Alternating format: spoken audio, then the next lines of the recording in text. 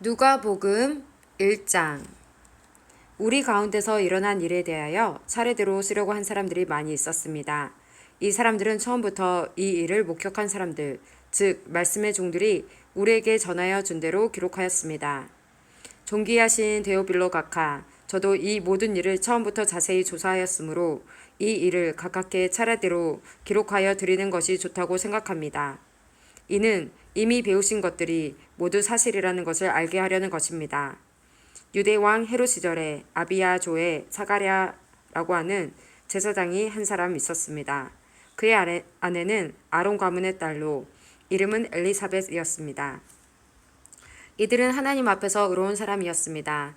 이들은 하나님의 모든 계명과 법도를 흠잡을 데 없을 정도로 잘 지켰습니다. 그런데 이들에게는 자식이 없었습니다. 엘리사벳은 임신할 수 없는 여자였고 두 사람 모두 너무 나이가 많았습니다. 사가랴가 자기 조의 차례가 되어서 하나님 앞에서 제사장으로 일하고 있을 때 제사장 임무를 맡은 관례를 따라 제비를 뽑았습니다. 사가랴가 주님의 성전에 들어가 향을 피우는 사람으로 뽑혔습니다. 분향 시간에 다른 사람들은 밖에서 기도를 하고 있었습니다. 그때 주님의 천사가 사가랴 앞에 나타나 분향하는 제단 오른쪽에 섰습니다. 사가랴는 천사를 보고 매우 놀라서 두려움에 휩싸였습니다. 천사가 그에게 말했습니다. 사가랴야, 두려워하지 마라. 내 기도를 하나님께서 들으셨다.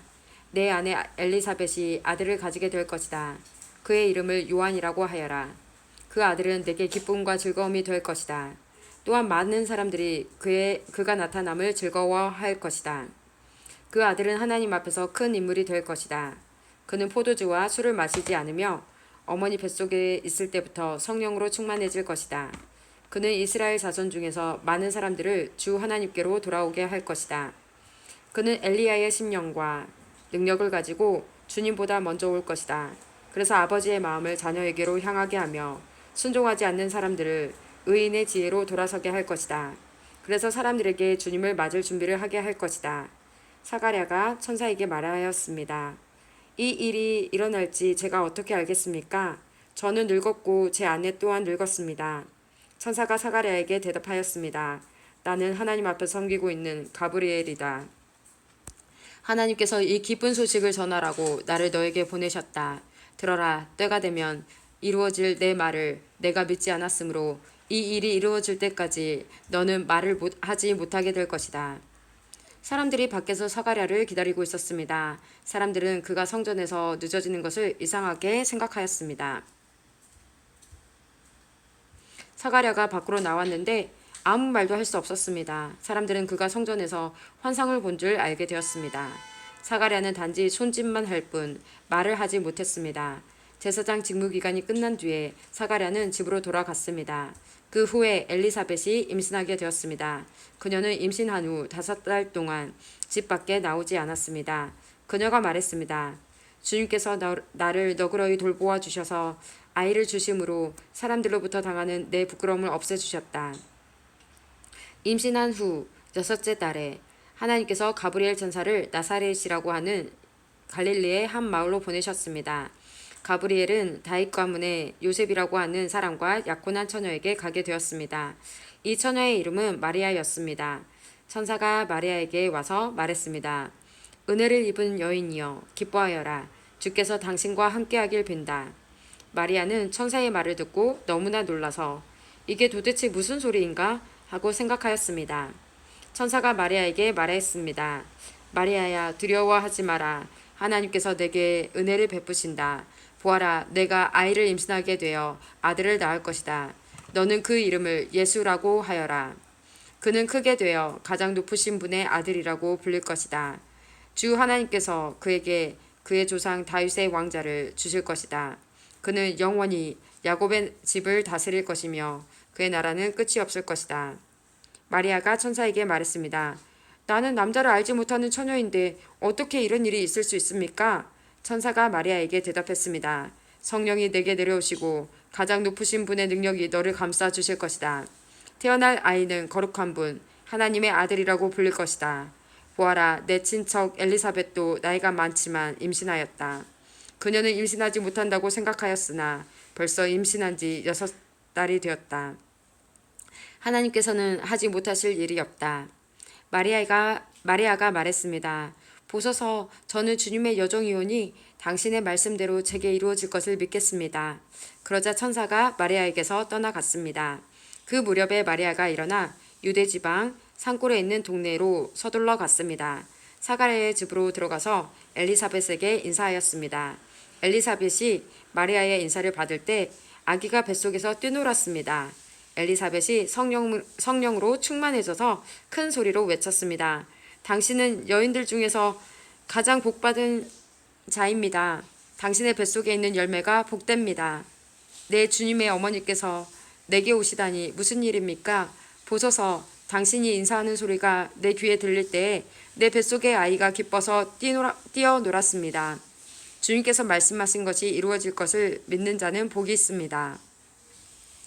마리아가 말했습니다. 내 영혼이 주님을 찬양합니다. 내 영혼이 나의 구주 하나님을 기뻐합니다. 그것은 주님께서 이 요종의 비천함을 돌보셨기 때문입니다. 이제부터는 모든 세대가 나를 복되다고 할 것입니다. 그것은 전능하신 분이 내게 이 큰 일을 행하셨기 때문입니다. 주님의 이름은 거룩합니다. 주님의 자비하심은 하나님을 두려워하는 자에게 대대로 있을 것입니다. 주님은 강한 팔로 권능을 행하시고 마음이 교만한 자를 흩으셨습니다. 하나님은 왕들을 왕좌로부터 끌어내리시고 낮고 천한 사람들을 높이셨습니다. 굶주린 사람들을 좋은 곳으로 채우시고 부자를 빈손으로 돌려보내셨습니다. 주님은 자비를 기억하시며 주님의 종 이스라엘을 도우셨습니다. 우리 조상들에게 말씀하신 대로 아브라함과 그 자손들을 영원히 도우실 것입니다. 마리아는 엘리사벳과 함께 3달쯤 있다가 집으로 돌아갔습니다. 해산할 날이 이르러 엘리사벳은 아들을 낳았습니다. 이웃 사람들과 친척들은 주께서 엘리사벳에게 큰 은혜를 베푸신 것을 듣고 함께 기뻐하였습니다. 이 사람들은 아이가 태어난 지 8일째 되는 날에 아이에게 할례를 하려고 왔습니다. 이들은 아버지의 이름을 따서 아이의 이름을 사가랴라고 지으려고 하였습니다. 그러자 아기 어머니가 말했습니다. 안 됩니다. 요한이라고 지어야 합니다. 사람들이 엘리사벳에게 말했습니다. 하지만 당신 가문 중에 그런 이름을 가진 사람은 하나도 없어요. 사람들은 아버지인 사가랴에게 손짓을 하여 아이의 이름을 무엇이라고 짓기 원하는지 물었습니다. 그러자 사가랴는 쓸 것을 달라고 하여 아기 이름은 요한이라고 썼습니다. 이를 본 사람들이 모두 이상히 여겼습니다. 그 즉시 사가랴의 입이 열리고 혀가 풀려 하나님을 찬양하였습니다. 주변에 있는 사람들이 모두 두려워하였고 이 모든 이야기는 유대 온 산골에 전해졌습니다. 이 이야기를 들은 사람은 모두 이 사실을 마음에 새기며 이 아이가 장차 어떤 인물이 될까 하고 말했습니다. 그것은 주님의 손이 아이와 함께 하셨기 때문입니다. 요한의 아버지 사가랴가 성령으로 충만하여 예언하였습니다. 주 이스라엘의 하나님은 찬양받으실 분이시다. 주께서 백성들을 돌보시며 구원을 베푸셨다. 하나님의 종 다윗의 집에서 우리를 위한 구원의 뿔을 드셨다. 옛날 거룩한 예언자의 입으로 말씀하셨다. 우리는 원수에게서 구원하시고 우리를 원수에게서 구원하시고 우리를 미워하는 모든 사람의 손에서 건져내셨다. 주님께서 우리 조상에게 자비를 베푸시고 거룩한 언약을 기억하셨다. 이것은 우리에게 주시려고 우리 조상 아브라함에게 하신 맹세다. 우리를 원수들의 손에서 구원하셔서 두려움 없이 주님을 섬기게 하셨고 평생 동안 주님 앞에서 거룩하고 의롭게 살아가게 하셨다. 아기야, 너는 가장 높으신 분의 예언자로 불릴 것이다. 내가 주님보다 앞서가며 주님의 길을 준비할 것이다. 백성들에게 죄를 용서받는 구원의 지식을 줄 것이다. 우리 하나님의 사랑과 자비로 인하여 떠오른 태양이 높은 곳에서 어두움과 죽음의 그늘에 앉은 우리들에게 빛을 비출 것이다. 그래서 우리의 발을 평화의 길로 인도하실 것이다. 아기는 자라서 심령이 강해졌습니다. 요한은 이스라엘 백성 앞에 나타나는 날까지 광야에서 살았습니다. 누가복음 2장. 그때 아구수도 형제가 내린 칙령에 따라 온 나라가 호적 등록을 하게 되었습니다. 그것은 그레뇨가 시리아의 총독으로 있을 때 행한 첫 번째 호적 등록이었습니다. 그래서 모든 사람들이 호적을 등록하러 고향으로 가게 되었습니다. 요셉도 다윗 가문의 자손이었으므로 갈릴리 나사렛을 떠나 유대 지방에 있는 다윗의 마을로 갔습니다. 이 마을은 베들레헴이라고 불렸습니다. 그는 약혼한 마리아와 함께 호적을 등록하러 갔습니다. 마리아는 그때에 임신 중이었습니다. 이들이 베들레헴에 있는 동안 아기를 낳을 때가 되었습니다. 마리아는 첫 아들을 낳아 포대기에 싸서 구유에 눕혀두었습니다. 그것은 여관에 이들이 들어갈 빈 방이 없었기 때문입니다. 그 근처 들판에서 목자들이 밤에 양떼를 지키고 있었습니다. 주님의 천사가 갑자기 이들 앞에 나타났습니다. 주님의 영광이 그들을 둘러 비추자 이들은 몹시 두려워하였습니다. 천사가 그들에게 말했습니다. 두려워 마라, 보아라, 모든 백성을 위한 큰 기쁨의 소식을 가지고 왔다. 오늘 다윗의 마을에 너희를 위하여 구세주께서 태어나셨다. 그는 곧 그리스도 주님이시다. 포대기에 쌓여 구유에 누워있는 아기를 볼 것인데 이것이 너희에게 주는 증거이다. 갑자기 그 천사와 함께 많은 하늘 군대가 나타나 하나님을 찬양하였습니다. 높은 곳에서는 하나님께 영광, 땅에서는 하나님께서 기뻐하시는 사람들에게 평화. 천사들이 목자들에게서 떠나 하늘로 사라지자 목자들이 서로 말했습니다. 베들레헴으로 어서 가서 주께서 우리에게 알려주신 일이 일어나는지 확인합시다. 이들은 서둘러 가서 마리아와 요셉 그리고 구유에 누인 아기를 보았습니다. 목자들이 확인하고 이 아이에 대하여 자기들이 들은 것을 그들에게 이야기해 주었습니다. 목자들의 말을 듣고 사람들은 모두 놀랐습니다. 그러나 마리아는 이 모든 말을 마음속에 소중히 간직하였습니다. 목자들은 돌아가면서 천사들이 일러준 대로 자기들이 듣고 보았으므로 하나님께 영광을 돌리고 찬양을 드렸습니다. 태어난 지 8일째 되는 날에 아기는 할례를 받았고 그 이름을 예수라고 하였습니다. 이 이름은 아기가 뱃속에 있을 때 천사가 일러준 것이었습니다. 모세의 율법에 따라 정결 예식을 치르는 때가 되었습니다. 마리아와 요셉은 예수님을 하나님께 드리려고 예루살렘으로 데리고 올라갔습니다. 이것은 주님의 율법에 다음과 같이 기록되어 있기 때문입니다. 첫 번째 태어나는 모든 남자아이는 하나님께 거룩한 자로 불릴 것이다. 또 마리아와 요셉은 비둘기 2마리나 어린 집비둘기 2마리를 드려야 한다고 기록된 하나님의 율법에 따라 희생제물을 바치려고 예루살렘으로 올라간 것입니다.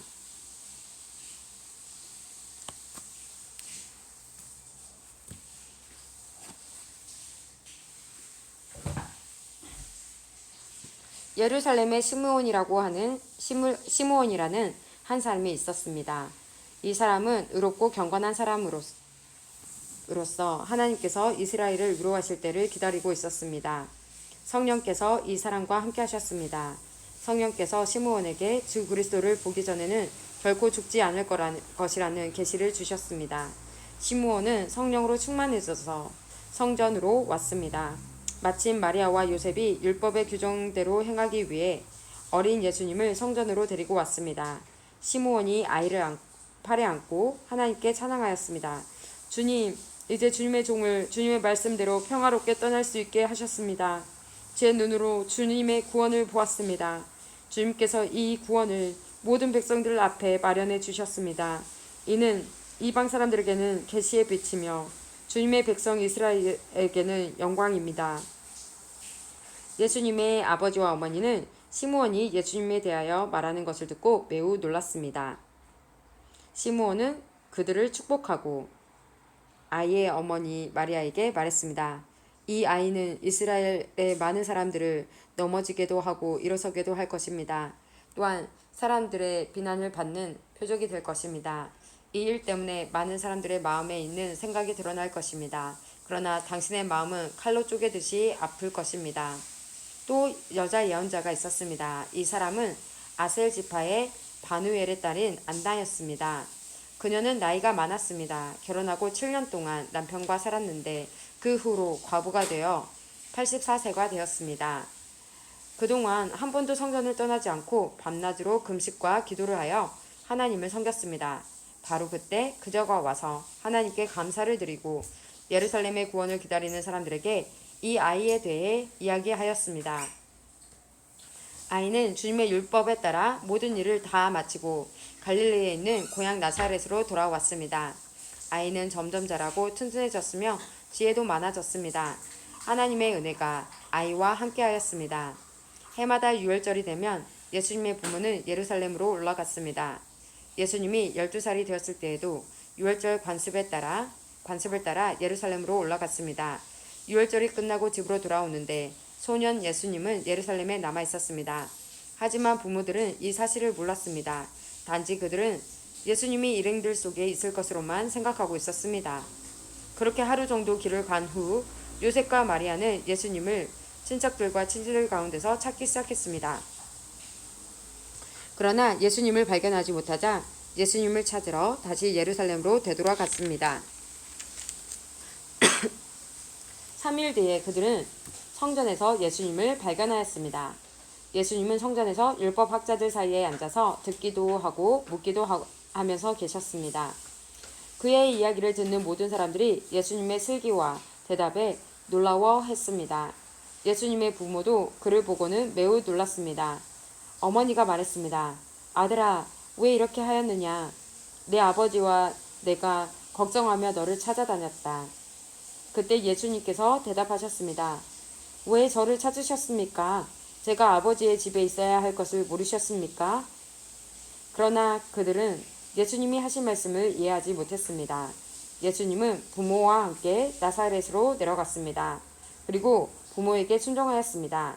마리아는 이 모든 일들을 마음속에 간직해 두었습니다. 예수님은 지혜와 키가 더욱 자랐고 하나님과 사람들로부터 사랑을 받았습니다. 누가복음 3장.